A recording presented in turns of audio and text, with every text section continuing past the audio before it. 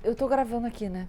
A TV tá ligada ali. Aí tá escrito o seguinte: Bolsonaro diz, devo mudar o meu discurso? Ainda não me convenceram. É sério. Porque, enfim.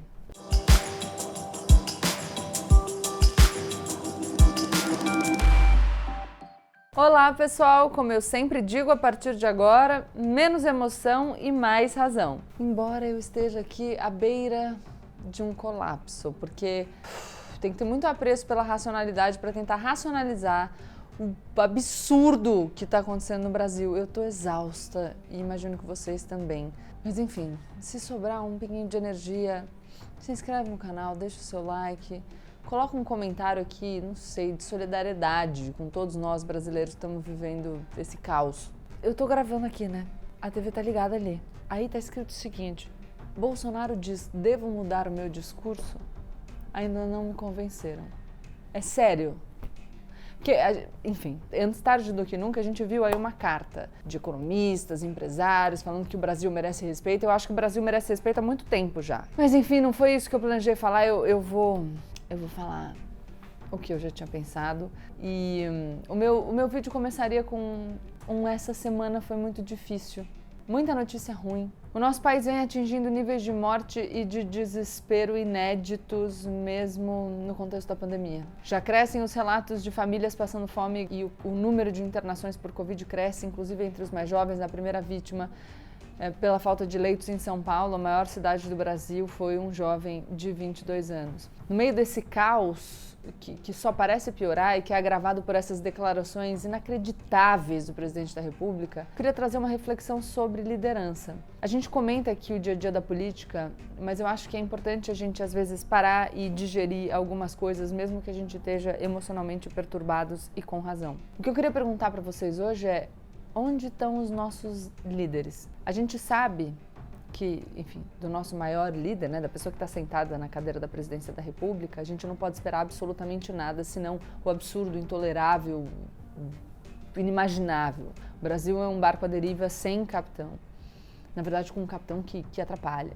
E o irônico disso é que essa falta de liderança vem de um cara que se mostrava como um homem forte, fruto da disciplina militar. Eu não quero, de maneira nenhuma, me afastar da responsabilidade, da responsabilização do presidente da República, a gente vai voltar para isso, mas eu acho que o nosso país vive uma crise de liderança ainda mais profunda, e vocês sabem que eu não quero tirar a responsabilidade do Bolsonaro, porque o que eu faço aqui todo dia é responsabilizar o Bolsonaro, cobrar. Toda semana eu abro os jornais e vejo uma versão da manchete: governadores discutem, quem sabe se juntar para tomar uma atitude coordenada. A gente ouviu falar em frente ampla, enfim. E alguns dias depois, a continuação não deu em nada. Coisa nenhuma. O presidente fica colocando a pandemia e a crise econômica na conta dos governadores, como eu já tinha dito que ia acontecer lá em março do ano passado, ainda no debate. E ele dissemina essa mentira baseada naquela informação de que o STF teria amarrado as mãos dele, dado todo o poder para os governadores e prefeitos, e que aí ele, em consequência disso, estaria impossibilitado de fazer alguma coisa, e essa mentira pegou entre os bolsonaristas. Eu só queria dizer para vocês aqui que isso é uma mentira. Que o STF decidiu foi que União, Estados e municípios têm competência, prestem atenção, concorrente na área da saúde pública. Concorrente é concomitante ao mesmo tempo.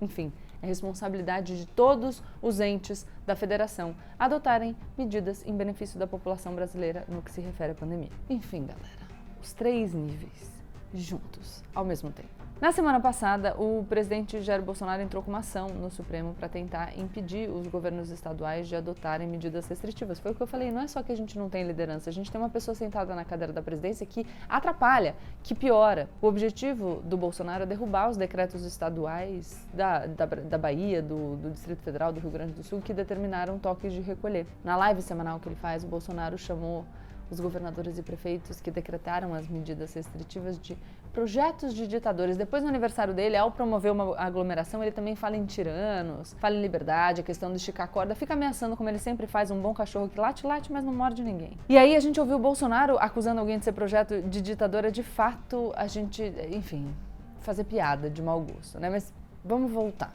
Além desse absurdo, vou frisar aqui Não é só que o Bolsonaro disse que a pandemia não é com ele, mas ele também não deixa ninguém fazer nada. E eu acho importante para quem, enfim, usa a desculpa de que o Brasil não pode parar, que a economia não pode parar, dizer que se a gente não controlar a pandemia, aí que a economia não volta.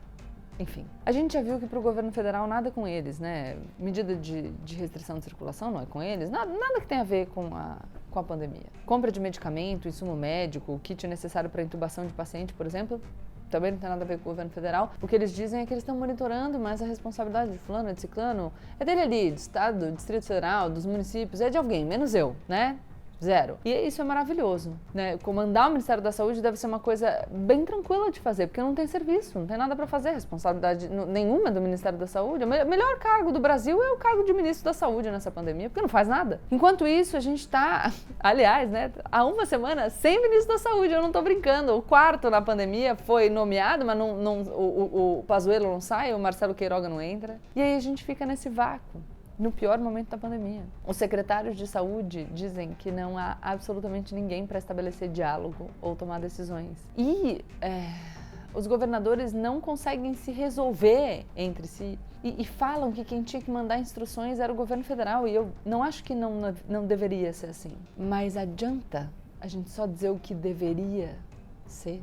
E é importante a gente pensar nisso, porque se o presidente da República ficar falando contra o isolamento, quem serão as lideranças que vão querer tomar medidas absolutamente impopulares, correndo o risco de não dar certo? Então, a gente tem políticos que precisam tomar medidas que as pessoas não gostam e que sabem que vão ter o discurso do presidente da República menosprezando, ridicularizando, atacando essas medidas sem ter a certeza de que vai dar certo. Aí vocês vão me dizer, talvez, Gabriela, então eu entendo que diante dessa postura do presidente ninguém tome a dianteira, ou não ninguém, mas que algumas pessoas não tomem a dianteira. Mas o meu ponto é, esse foi o trabalho que eles pediram para fazer. Eles pediram para liderar. E ser um líder, o Bolsonaro não sabe disso, porque ele não é um líder, mas é colocar na própria conta, assumir que a responsabilidade é sua, na vitória e no fracasso. Eu não vou ser injusta aqui, o governador João Dória, com todos os seus inúmeros defeitos, que eu inclusive já apontei publicamente, demonstrou liderança. Se não fosse a iniciativa do governo de São Paulo, o Brasil não tinha começado a sua campanha de vacinação. A gente pode inclusive fazer uma crítica aqui específica ao João Dória pela questão de aglomerar durante a campanha nas eleições municipais e aí depois, enfim, tomar medidas mais restritivas porque a pandemia se agravou, né? Então, já pontuando isso, a gente precisa dizer que 85% das vacinas até hoje aplicadas no Brasil são vacinas do Butantan e essa foi uma aposta do governador João Dória. O consórcio de governadores do Nordeste também comprou um lote grande de vacinas russas, a Sputnik V, Sputnik V, eu não sei exatamente como fala. A vacina ainda não foi aprovada pela Anvisa, mas tem alguns resultados promissores em estudos publicados em revistas respeitadas. Eles estão fazendo, portanto, uma aposta alta, mas ainda é pouco. Cadê essa coordenação entre os governadores? Cadê uma resposta, um posicionamento do Congresso Nacional? E voltando para os governadores, se não tem consenso entre os 27, faz alguma coisa com quem tem, sabe? É melhor que nada, melhor do que essas instruções absolutamente desencontradas que só confundem a população. Eu me lembro que em janeiro, quando a gente teve aquele momento emocionante do começo da vacinação, de pensar e dividir aqui com vocês, com um total vácuo de poder deixado pelo governo federal, o que me surpreende não é que o Dória tenha cavado para si um protagonismo, mas é que mais gente não tenha feito isso, é que ele tenha sido o único. Investir em vacina vale muito a pena, porque a vacina vai garantir que as pessoas possam voltar a trabalhar. E o espaço fiscal do Brasil é curto, mas a gente tem condição de estruturar o financiamento da compra e distribuição das vacinas. Não falta infraestrutura no Brasil, a gente tem o maior sistema de saúde pública do mundo. O nosso Programa Nacional de Imunizações é capilarizado e super eficaz. Em 2010, o Brasil vacinou contra H1N1 mais de 80 milhões de pessoas em 3 meses. Não nos faltam conexões também. Com o tamanho do mercado brasileiro, os laboratórios nos ofereceram vacina em quantidade. A Pfizer ofereceu 70 milhões de doses ainda em agosto do ano passado. Essas empresas queriam vender para o Brasil e o governo federal não se organizou. A gente sabe que eles não responderam à Pfizer. A gente não tem vacina agora porque o Bolsonaro atrapalhou a vacinação, por negacionismo anti-vacina, por medo de arriscar, por incompetência.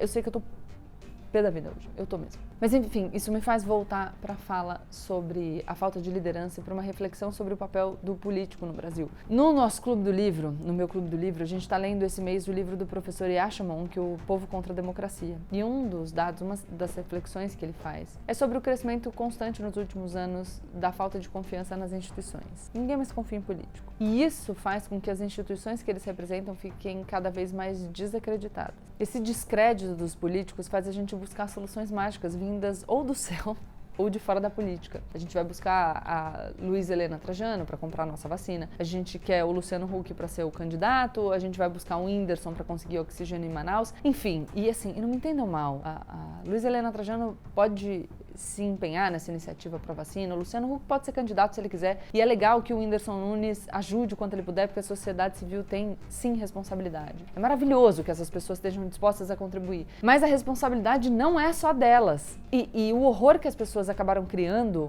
em relação à política faz com que as pessoas se afastem da política e que a vida dos políticos fique mais fácil, não mais difícil. Porque agora não se espera mais nada do governo. O Bolsonaro é um incapaz, uma criança, você não pode exigir nada dele, ele levou a gente para um buraco sem fim e ok, a gente continua falando mais do mesmo.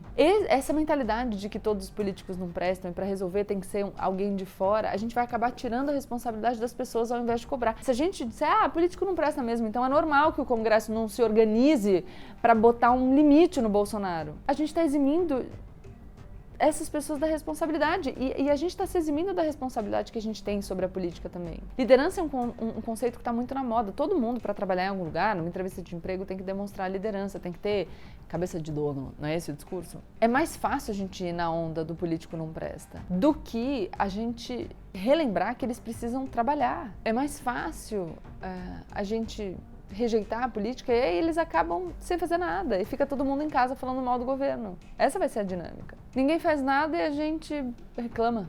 Vai pro Twitter, no máximo, xingar uma celebridade. Bem mais fácil, né? A gente nem lembra do deputado em que a gente votou na última eleição.